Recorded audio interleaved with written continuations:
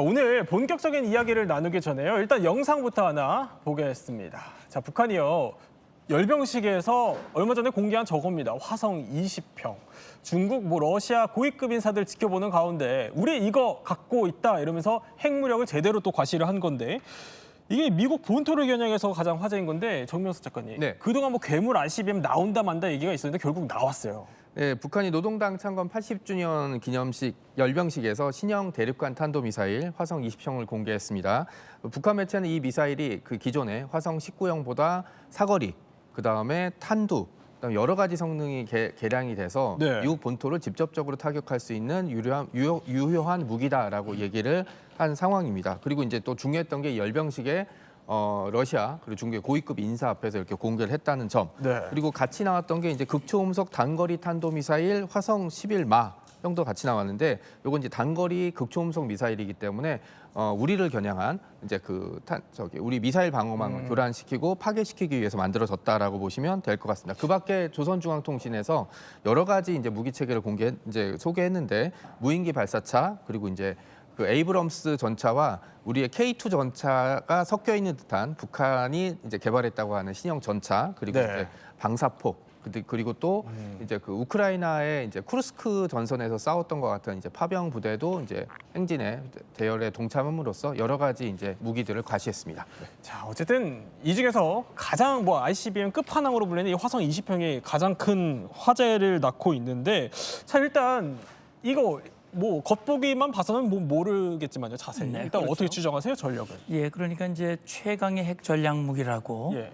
그렇게 메드베데프 리창 총리 앞에서 얘기를 했어요. 어떻게 생각하는지 모르겠는데 네. 어쨌든 북한의 행태를 보면 사실 과장, 기만, 선전 이런 걸 많이 하기 때문에 저게 실제 발사나 검증이 되지 않은 무기이기 때문에 네. 위력이 어느 정도인지를 우리가 추정할 수밖에 없는데 북한 주장을 그대로 이제 인용을 한다면 사실은 이 엔진의 추력이 높아졌어요. 고체 연료 기반이고요. 네. 사거리가 무제한이다. 15,000km는 지구 어디든 다 타격할 수 있는 그런 능력을 가지고 있다고 얘기를 하고 있고요. 무엇보다 우리가 주목하는 것은 이 탄두입니다. 네. 다탄두. 그래서 최대 5개까지 탄두를만 실른다면 그 탄두가 워싱턴을 비롯해서 뉴욕 또 서부 지역까지 타격한다면 사실 미국이 정찰 이 추적 다 하지만 네. 요격에 제한이 될 수도 있다라는 점에서 우리 또 미국 이 국제사회가 여기에 대한 대비가 필요해 보이는 그런 무기임에는 틀림이 없습니다. 그러니까 트럼프가 보기에는 어쨌든 미국 본토, 아까 말씀하셨던 것처럼 뉴욕, LA 전 사정권을 다 타격할 수 있으니 굉장히 보기 불편한 무기일 것 같은데 자, 그래서 그런지 트럼프도요, 참지 않고 맞불을 놓고 있습니다. 자, 물론 이 ICBM이 공개되기 직전에 이제 나온 거긴 하지만 미 해군이 공개한 사진이 하나 있어요. 보겠습니다. 자, 이건데 자, 이제 수중에서 화염을 뿜으면서 뿜습니다. 미사일이 날아오는 건데 저게 트라이던트 2라고 불리는 SLBM이라고 해요. 저희 미 해군에서 작심하고 공개한 건데 마치 북한 보라는 듯이 하는 것 같기도 하고요. 네, 맞습니다. 이름에서 알 수 있듯이 트라이던트, 즉 삼지창이죠. 해중에서 가장 강력한 무기라고 일컬어지는 삼지창을 현대화시킨 거다라고 보실 수 있는데 전형적인 SLBM, 잠수함에서 발사하는 탄도 미사일이고요. 네. 1990년대에 실전 배치가 됐어요. 그러면서 여러 차례 개량을 거치면서 지금 현재도 가장 강력한 SLBM 중에 하나다라고 평가를 받고 있습니다. 사거리가 7,000에서 12,000km인데 네. 왜 사거리가 그렇게 차이가 나냐?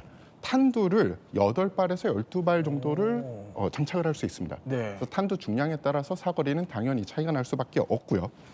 이 무기가 언제 쓰이는 무기냐? 물론 선제 공격을 할 때도 아주 유용한 무기지만 네. 가장 무서울 때는 미국이 먼저 타격을 당해서 본토가 반격이 불가해도 만약에 이 트라이던트2 SLBM을 장착한 핵 잠수함이 살아있다면 네. 미국을 공격한 그 나라는 안심할 수 없죠. 그러니까 언제나 살아있는 등 뒤에 칼이다라고 예. 생각하시면 됩니다. 등 뒤에 칼이다. 아니 그러면 북한은 ICBM 끝판왕 내세우고 미국은 지금 SLBM 끝판왕 내세우고 지금 거의 강대강 대치를 벌이고 있는 건데 자, 이 상황이요. 단순히 좀 무기 과시에 그치지는 않습니다. 그 이유가 트럼프가 지난달에요. 아니 장성들을 한 800명 모아놓고요. 이런 발언을 했습니다. 한번 들어볼까요? I'm thrilled to be here this morning to address the senior leadership of what is once again known around the world as the Department of War. I rebuilt our nuclear, as you probably know, but we'll upgrade that also and just hope we never have to use it. We have to hope we never have to use it. 아니 문세 사장님, 네. 한 800명 장군들 이제 모아놓고 핵 이거 우리 제대로 한번 업그레이드 하겠다 이거 선언을 한 겁니다. 어떻게 봐야 돼요? 예, 그러니까 지금 이제 국제 질서의 변화를 보여주는 그런 부분이라고 볼 수 있어요. 예. 국방부를 전쟁부로 이름을 바꾸고, 그다음에 사실 오랫동안 물론 관리는 해왔습니다만 오래전에 사용했던 이 핵무기를 다시 꺼내서 이걸 재건했다고 그랬거든요. 네. 그다음에 업그레이드를 한다고 그랬어요. 예, 저는 그런 생각이 듭니다. 지금 트럼프 대통령 이런 얘기는 지금 서방, 미국을 중심으로 하면 이 자유민주주의 체제와 예. 그다음에 중국, 러시아를 중심으로 하는 이 권위주의 독재 체계, 수정주의 세력과의 충돌, 이걸 이제 소위 말하는 신냉전이라고 얘기를 하는데 러시아가 우크라이나를 침공했고요. 네. 중국은 대만을 타격하겠다고 그러고 지금 무기를 계속 핵무기, 미사일을 업그레이드하고 있거든요. 그렇다면 미국 본토가 안전하지 않은 거예요. 그렇기 때문에 네. 저도 이런 경우는 처음 봤어요. 군생활 뭐 30년 넘게 했습니다만 이렇게 지휘관 800명을 모아놓고 이렇게 연설하는 건 처음이거든요. 그래서 제가 볼 때는 굉장히 지금 상황이 심각하다. 이러기 때문에 우리가 핵무기 이걸 사용하지 않겠지만 네. 않기를 바라지만 그러나 이걸 계속 재건하고 업그레이드해서 철저한 대비를 하겠다. 방금 보여준 트라이던트 2도 그런 케이스라고 봐야 됩니다. 그러니까 핵을 업그레이드 하겠다. 그러니까 미국 본토가 이제 제일 먼저 우선순위라는 거예요. 트럼프한테는. 그런데 여기 발언에서 또 눈여겨봐야 될 게 아니 국방부가 아니라 이제 전쟁부라고 얘기를 해요. 굉장히 유의미한 발언 아닙니까? 예, 명칭을 우리가 좀 알아봐야 되는데 그럼 전쟁부가 어떻게 생겼고 왜 국방부에서 전쟁부로 가야 되냐 이거를 알아보려면 미국의 예. 역사를 좀 봐야 됩니다. 1776년 7월 4일 미국이 건국을 했죠. 당시에는 공군은 없었어요. 대다수의 미군 병력은 육군이었고 그렇기 때문에 전쟁부 산하에 육군성이 먼저 생겼고 그 뒤에 해군성이 생겼습니다. 그리고 1947년 정도에 육군 항공대에서 공군이 독립을 하면서 공군성이 생겼어요. 네. 그 뒤에 국가군사기관이라는 명칭으로 잠시 유지가 되다가 1949년 정도에 전쟁부에서 국방부가 됩니다. 그러면서 국방부가 쭉 유지가 됐죠. 네. 그게 바로 이 직전까지, 그러니까 트럼프 행정부 2기 명칭 바꾸기 전까지 계속 국방부가 유지됐다가 이번에 바뀐 거예요. 자, 그러면 바뀐 데에 대한 정치적인 해석과 함의가 뭐냐? 트럼프 행정부, 트럼프 자신과 트럼프의 싱크탱크가 보기에는 미군이 가장 위대했던 때는 전쟁부였을 때죠. 그 뒤로는 미군의 세력이 점점 줄어왔다라고 느낀 겁니다.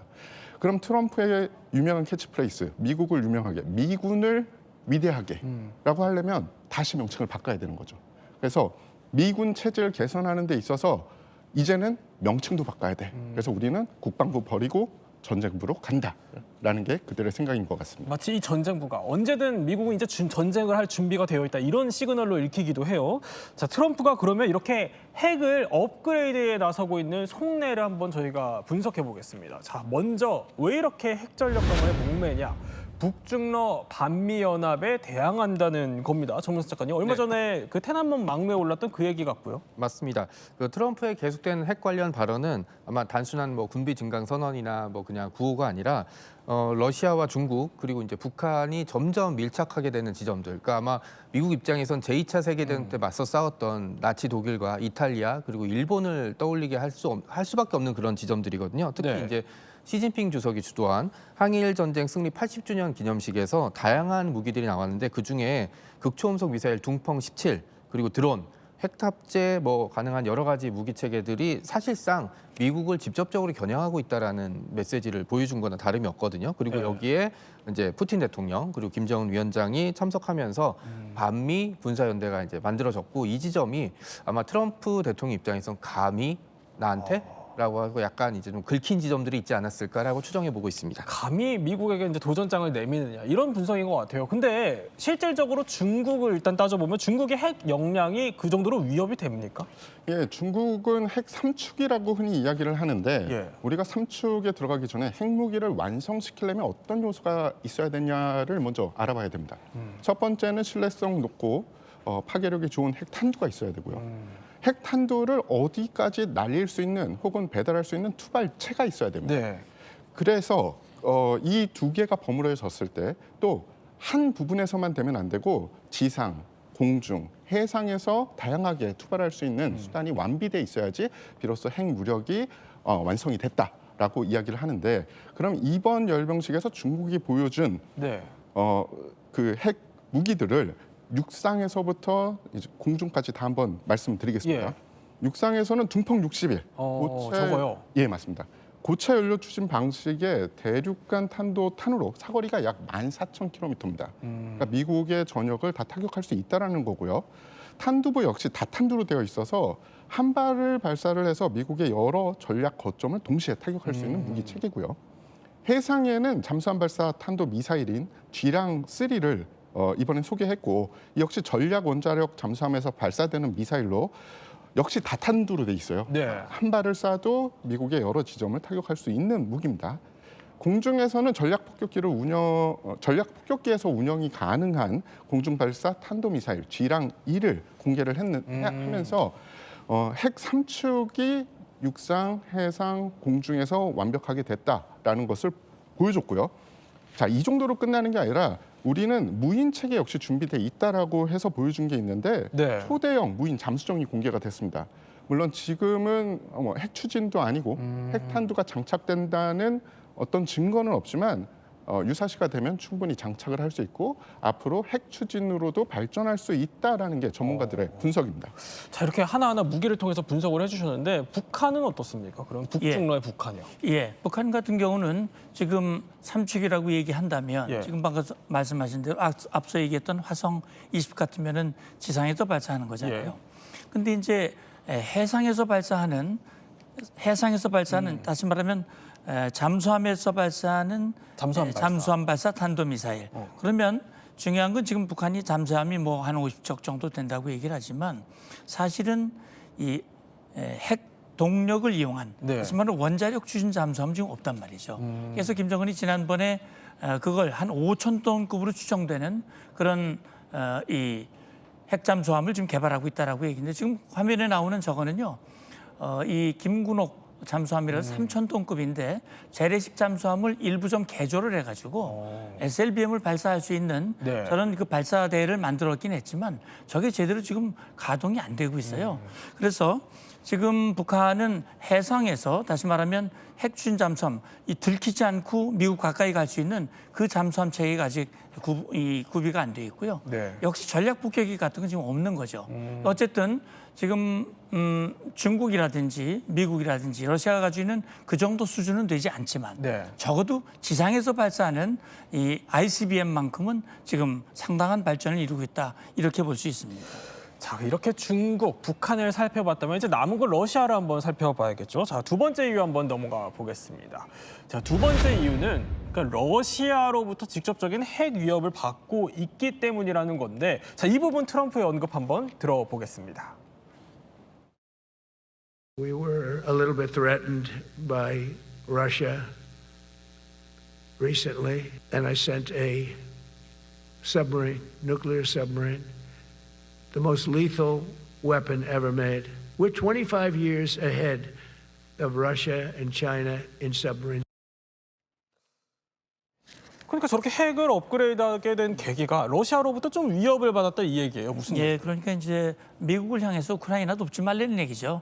적어도 우리는 핵을 가지고 있어. 메드베데프 최근에 평양을 갔던 그 국가안보회의 부의장이 그런 얘기를 했어요. 그 데드 핸드라고 하는 걸 얘기를 했는데 네. 그 데드 핸드라는 게 뭐냐면 구소련 시절에 만약에 이 소련이 공격을 받아가지고 결국 지휘부가 다 이제 이 괴멸된다면은 자기들은 자동적으로 보복할 수 있는 그런 이 체계가 갖춰져 있다. 네. 그래서 미국이 그런 식으로 우리 러시아를 도전한다면 우리는 강력한 핵 능력이 있다라고 하는 것을 보여준 건데 트럼프 대통령 말이 재밌어요. 약간 위협을 받았다고 그랬고 우리가 25년을 앞서 있다고 얘기를 했어요. 그러니까 우리는 강력한 힘을 가지고 있다는 걸 한번 러시아에다가 다시 강조를 한 것이죠. 자, 약간 뭐 위협을 받았다라고는 하지만 근데 러시아도 또 만만치 않은 게 특히 핵 잠수함의 위력을 무시할 수가 없어요. 태상호 기자님 보면은 몇 년 전에 이 스텔스 핵 잠수함 이거 공개한 적이 있었잖아요, 러시아가.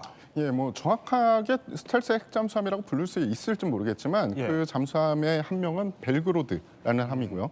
2022년에 러시아 해군에 인계된 최신형 핵 추진 잠수함입니다. 그래요. 이 잠수함이 특징이 있어요. 전장이 184m에 달합니다. 네. 일반 잠수함보다 훨씬 크죠. 비슷한 임무를 수행하는 미군의 핵 잠수함이 170여 미터인 거에 비하면 10m 정도가 긴데 그 이유가 포세이돈이라는 핵 추진 어뢰가 있습니다. 네. 그 어뢰를 운영을 하려면 잠수함 길이가 길어질 수밖에 없고요.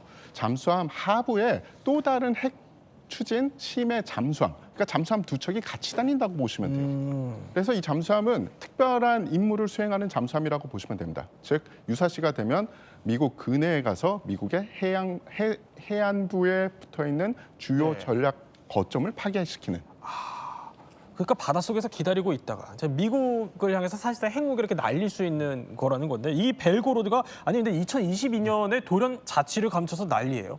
네, 핵잠수함의 특성 중에 하나가 오랫동안 이제 바닷속에서 예. 조용히 숨어 있을 수 있거든요. 그래서 핵잠수함 별명이 바다의 자객, 바다의 비수라고 부르는 건데 2022년에 벨고로드가 출항한 이후에 행적을 놓쳤다라는 기록이 났으니까 정확히는 안 보였다, 자취와 감췄다라기보다는 이런 고가치의 핵잠수함 같은 경우는 이미 출항한 시점부터 네. 미국이나 다른 서방권에서 감시 자산을 투입해서 감시를 하거든요. 그러니까 이 감시 자산이 이제 동원됐지만 이 벨고로드 함을 놓친 게 분명해요. 그래서 이제 그 여기 언론에서 계속 자취를 감췄다라고 나왔던 건 정확히는 감시를 놓쳤다라고 보시면 될 것 같고요. 그다음에 이제 벨고로드 같은 경우는 예. 아까 데드핸드에 동원될 수 있는 핵무기이거든요. 그리고 핵 어뢰도가 있기 때문에 미국 연안에 가서 핵 미사일도 발사할 수 있고 핵 어뢰를 사용해서 미국 연안의 항구들이나 그거 아니라 그래도 동맹국의 주요한 미군 해군 기지들을 네. 얼마든지 타격할 수 있는 잠수함이기 때문에 여러 가지 이제 그 전략 자산으로 사용될 수 있고 최근에 이제 우크라이나 전쟁이 이제 러시아 의도대로 끝나지 않고 있으니까 네. 아마 이제 이 핵 어뢰라 핵 미사일 탑재한 벨고로드를 가지고 어떤 무력 시위를 나서지 않느냐라는 그런 예측들도 나오고 있습니다. 자 이렇게 벨고로드 살펴봤으면 이제 핵잠수함 봤으니까 다른 뭐 전략 폭격기나 미사일도 있을 거 아니에요, 러시아가. 예, 러시아 역시 핵 삼축을 아주 골고루 잘 갖추고 있고요. 예. 뿐만 아니라 수량도 가장 많습니다. 그리고 구식 핵무기만 가지고 있는 게 아니라 사마르트 같은 최신형 ICBM 역시 보유를 하고 있고요. 그리고 미국을 가장 긴장시키는 요소 중에 하나는 예. 핵 보유국 중에 가장 많은 기동 훈련 및 실전 배치 훈련을 실시하는 나라가 바로 러시아예요. 자, 러시아도 상당한 핵 역량, 뭐 25년 뒤처져 있다고 트럼프는 얘기했지만 실제로 보면은 그 정도는 또 아닌 것 같다는 생각이 들기도 하고요. 네. 자 그러면 이게 궁금합니다. 트럼프가 계속해서 정명수 작가님. 네. 이렇게 핵 역량을 업그레이드 하겠다고 하면 어쨌든 국제 질서에서는 핵 확산을 좀 막는 게 국제 질서인데 맞습니다. 이 북한한테 핵 포기해라 이렇게 하기엔 네. 좀 명분이 떨어지는 거 아니겠어요? 그러니까 북한 입장을 놓고 생각한다면 뭐 편들 생각은 없지만 북한은 이제 김정은 체제를 유지해야 되는데 핵이 없이는 유지된다는 보장이 없다는 걸 이미 한 수십 년 동안의 행적에서 이미 봐왔기 때문에 자발적으로 포기할 상황은 전혀 없고요. 그리고 핵무기라는 게 양날의 검이라고 볼 수 있는 게 미국과 소련이 핵무기가 서로 없었다면 1980년쯤에 제3차 대전이 벌어졌을 거예요. 네. 그리고 제4차 대전은 아인슈타인 박사 말대로 돌도끼랑 몽둥이 가지고 싸웠겠죠. 그러니까 핵무기 자체가 상호 확증 파괴 그리고 이제 나를 공격하면 너도 맞겠다라는 그런 식의 어떤 균형을 가져온 장치였는데 지금 그거는 사실 강대국끼리의 언어거든요. 그러니까 미국이랑 소련 그리고 소련을 계승한 러시아 그리고 중국 같이 가진 거 많고 앞으로 해야 될 거 많은 강대국들은 서로 좀 챙겨야 될 게 많기 때문에 상대방한테 야 너 쏘지 마 그리고 우리도 안 쏠게라는 어떤 상호 간의 신뢰성 그러니까 냉전 시기에도 미국과 소련이 한 라인을 유지했던 이유가 그것 때문이거든요. 그런데 북한이나 다른 나라 같이 국제적인 신뢰도나 영향력이 낮은 국가에서 오직 핵무기만 가지고 있고 이게 이제 계속 언급이 되고 그다음에 또 중요한 게 이제 트럼프가 이제 원래 미국의 핵 정책은 쏘지 않으면 우리도 쏘지 않겠다라는 거였었는데 이제 북한이 이렇게 나와서 우리는 그럼 선제 타격을 할 수도 있다라는 뉘앙스가 보이는 순간 다른 나라들은 북한이나 다른 나라들은 미친 듯이 보복 능력을 갖추겠죠. 그러니까 어떻게 보면은 핵 질서가 더 어지러워질 수도 있는 지점이 생기는 거죠. 네. 어쨌든 이렇게 어지러워지는 핵 질서에도 불구하고 미국 본토에 대한 위협이 계속해서 고조되고 있기 때문에 이제 핵 전력 업그레이드 이거는 필수다라는 게 트럼프의 인식인 것 같습니다. 그러면 어떻게 미국의 핵 전력을 업그레이드하겠다는 거냐 하나씩 살펴보겠습니다. 자, 첫 번째 이겁니다. 대륙간 탄도미사일 ICBM 미니트맨 3인데 일단 이게 어떤 무기죠? 예, 대륙간 탄도미사일이라고 말씀을 하셨는데 이게 사거리가 한 10,000km 가까이 돼요. 속도가 시속 24,000km니까 30분 내에 북한, 러시아를 타격할 수 있습니다. 예. 무엇보다 이 핵탄두를 장착할 수 있는데 그 위력이 450kT예요. 이거는 이 히로시마에 투하했던 것보다 30배의 위력을 가지고 있어요. 이걸 여러 개, 3발을 장착할 수 있고요. 이게 이제 꾸준히 위력이 검증이 돼야 되잖아요. 매년 이걸 발사를 하고 있고 24시간 타격할 수 있는 운용 체계인데 400기를 가지고 있습니다. 그래요. 네. 400개를 갖고 있는 이거를 어떻게 업그레이드 하겠다는 거예요? 예, 그런데 문제가 미니트맨 3가 지금도 굉장히 좋은 무기 체계인 것은 확실하나 60년 이상 된 무기 체계입니다. 그렇기 때문에 개량이 있었다고 해도 아무래도 유지 보수의 비용이 더 들어갈 수밖에 없죠. 그래서 지금 센티넬이 한참 개발이 되고 있는데 센티넬이 개발이 되고 있는데요. 정확한 재원은 아직 공개가 되진 않았어요. 하지만 전문가들의 의견 그리고 일부 정보에 의하면은 오히려 미니트맨보다 작아진다. 예, 작아지지만 성능은 더 좋아진다. 즉 더 우수한 고체 연료와 더 좋은 그 재료 그리고 센서 통합 등을 통해서 무게나 아니면 외경을 더 줄일 수 있었다는 거죠. 탄두부 특성은 미니트맨 3와 거의 대등소이할 것이라고 알려져 있고요. 여기서 중요한 것 중에 하나가 탑재되는 핵탄두인데 아까 미니트맨 3도 아주 강력하다고 했잖아요. 근데 그것보다도 175킬로톤이 더 강력하다라는 이야기가 있습니다. 자, 그러면 이제 해상 무기도 한번 살펴봐야겠죠. 3대 핵 전력 가운데 두 번째, 자, 전략 핵 잠수함인데 일단 이건 어떤 특징이 있죠? 그러니까 오하이오급 전략 핵 잠수함, 그러니까 SSBN으로 분류가 되는데 잠수함에 핵탄도 미사일을 장착해서 유사시에 이제 발사할 수 있는 이런 이제 무기 체계입니다. 오하이오급 전략 잠수함은 170m의 길이에 그다음에 SLBM, 그러니까 수중에서 발사하는 핵탄두를 약 20기 정도 탑재할 수 있는데 이제 분량을 늘리면 80기까지 좀 늘릴 수 있다. 그런 얘기가 있습니다. 하지만 이제 냉전이 끝나고 나서 이 일부 잠수함들을 토마호크 미사일을 탑재한 이제 미사일로 개량을 좀 했는데 아직도 괜찮은 성능을 자랑하고 있긴 하지만 이것 역시 1970년대부터 90년대까지 도입이 됐기 때문에 또 원자로 사용하고 있잖아요. 그러니까 이거를 교체할 시기가 와서 이제 차기 잠수함을 좀 개발하고 있는 중이죠. 그래서 차기 잠수함으로 개발이 되는 게 바로 이겁니다. 컬럼비아급 잠수함. 이건 뭡니까? 예, 오하이오급을 대처하기 위해서 지금 제작 중이고 그리고 일부는 벌써 진수된 잠수함인데요. 총 12척이 건조될 예정이고요. 대형 핵추진 잠수함입니다. 만재 배수량이 약 28,000톤급이에요. 길이가 170m. 그러니까 러시아 잠수함보다는 약간 작지만 그래도 현존하는 최고의 잠수함이다라고 이야기하기에 부족함이 없죠.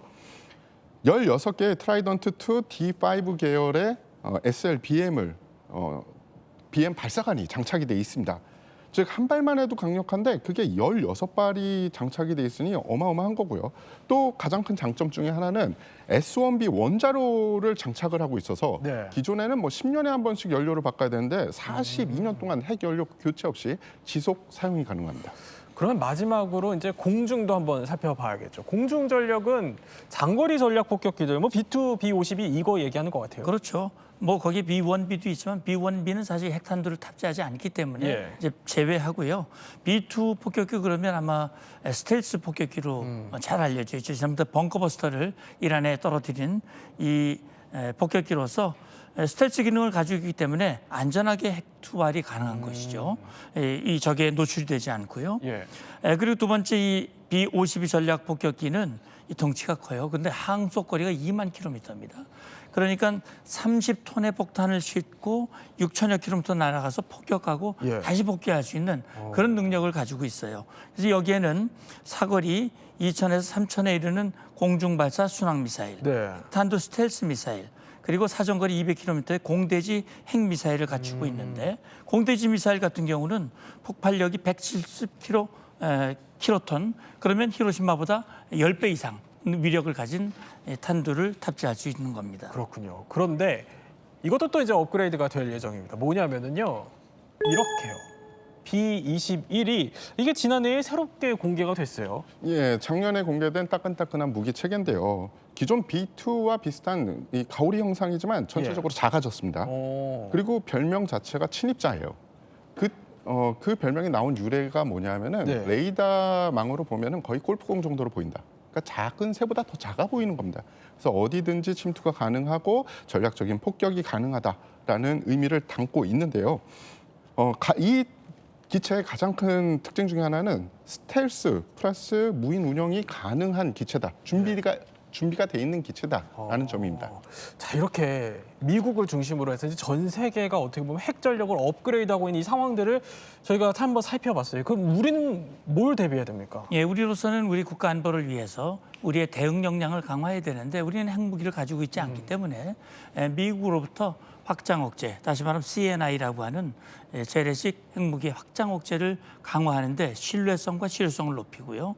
그다음에 최근 한미 간의 동맹 현대화를 얘기를 하고 있는데 우리의 잠재 핵 전력을 높이기 위한, 우리도 사실 핵 추진 잠수함, 원자력 잠수함을 갖는 것, 이것이 사실 가장 우리에게 위협이 되는 북한의 위협에 대응할 수 있는 그런 역량을 구비하는 것이라고 생각합니다. 사실 한미 간에 지금 원자력 협정도 지금 개정을 해야 되는 상황이고 테이블에 올라야 되는 상황인 거잖아요. 예, 최근에 지금 보도를 보면 우리의 입장을 미국이 어느 정도 이해를 하고 기존에 있는 협정보다 업그레이드된 우리의 역량을 좀 높일 수 있는 그런 방향으로 개정이 지금 되고 있는 것 같다라는 얘기를 듣고 있습니다. 어떻게 업그레이드해야 됩니까? 뭐 여러 가지 업그레이드가 있을 수 있는데 저는 여기서 말씀드리고 싶은 것은 뭐냐면은 그 말씀하신 거에 덧붙여서 우리가 회복 탄력성을 좀 생각을 해야 됩니다.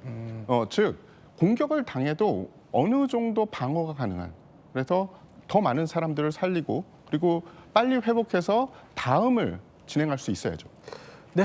이렇게 세 분과 함께 또 미국의 업그레이드된 핵 전력에 대해서 한번 이야기 나눠봤습니다.